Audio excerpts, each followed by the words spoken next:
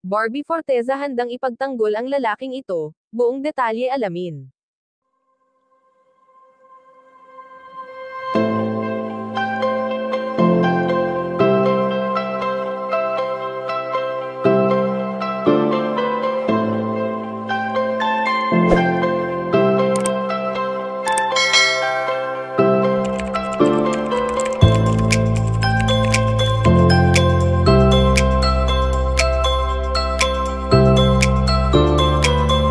Alam naman natin kung gaano kabuti ang puso ng dalagang si Barbie Forteza na kahit dumating ang araw na nasaktan siya ay never naman itong nagsalita ng hindi maganda, bagkus ay nagpatuloy lamang siya sa buhay.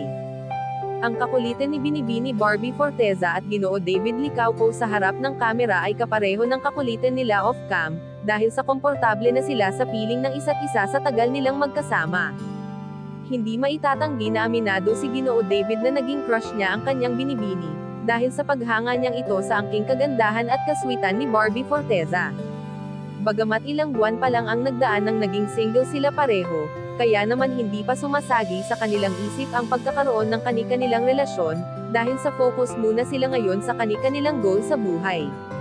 Subalit sa ngayon nga ay ayon sa aming impormasyon na nakalap na handang ipagtanggol ni Barbie Forteza ang lalaking ito na nagbibigay saya sa kanya ngayon at ito ay walang iba kundi ang kanyang Ginoo na si David Licauco.